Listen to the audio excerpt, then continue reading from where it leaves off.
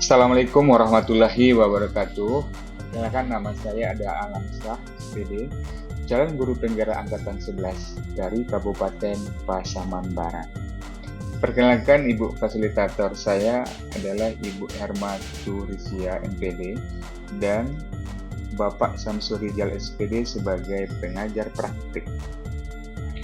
Saya akan menjelaskan koneksi antar materi, kesimpulan, dan refleksi modul 1.1 Pemikiran Ki Hajar Dewantara.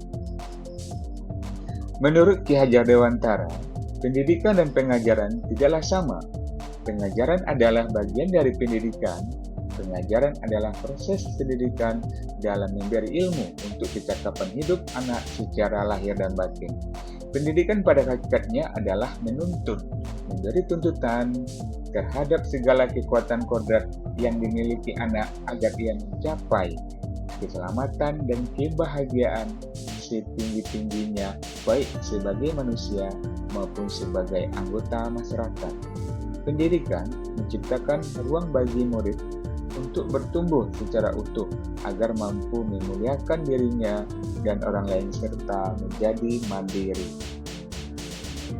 Kemudian, apa yang Anda percaya tentang murid dan pembelajaran di kelas sebelum Anda mempelajari modul 1.1?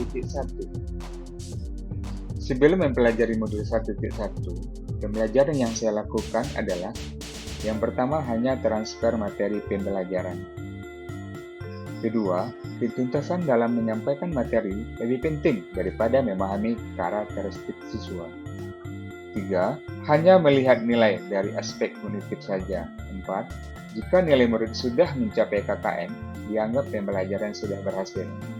Lima, murid hanya sebagai objek pembelajaran. Enam, pembelajaran berpusat pada guru atau disebut dengan teacher center. Kemudian yang ketujuh, tidak memperdulikan apakah murid sudah benar-benar paham. 8. Hanya meminta siswa menghafal materi saja. 9. Sering merasa gagal mengeluh jika banyak murid yang tidak tuntas setelah melakukan evaluasi. Apa yang berubah dari pemikiran atau perilaku Anda setelah mempelajari modul ini? Namun, setelah saya mempelajari modul 1.1 tentang pemikiran Ki Hajar Dewantara, saya menyadari bahwa apa yang saya pikirkan dan saya lakukan selama ini tidaklah tepat. Setelah mempelajari modul 1.1, saya menyadari seharusnya saya melakukan proses pembelajaran secara menyeluruh, bukan hanya aspek kognitif saja, namun juga aspek afektif, psikomotor, spiritual, sosial, dan budaya.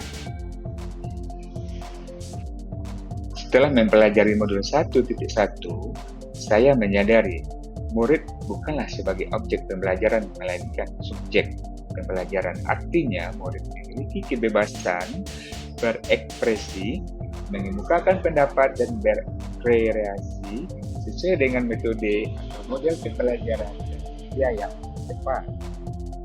Setelah mempelajari modul 1.1, saya menyadari guru seharusnya sebagai fasilitator dalam proses pembelajaran. Guru harus ikhlas, penuh kesabaran, dengan segala ketulusan hati agar terwujudnya pembelajaran yang menyenangkan dan berpusat pada murid. Kemudian, saya harus mempelajari karakteristik murid karena setiap anak dilahirkan unik dengan kelebihan dan kekurangannya masing-masing. Saya harus menghargai setiap karakter murid, memberikan kesempatan murid untuk tumbuh sesuai dengan kodrat dan zamannya. Dan apa yang dapat segera Anda terapkan lebih baik agar kelas Anda mencerminkan pemikiran Ki Hajar Dewantara. Dan yang dapat segera saya terapkan dalam pembelajaran di kelas antara lain merancang pembelajaran yang interaktif dan menyenangkan dengan melibatkan murid secara metode student center. Pembelajaran tidak lagi menuntut, tapi menuntun, karena tugas guru adalah memberi tuntunan atau arahan yang baik pada murid.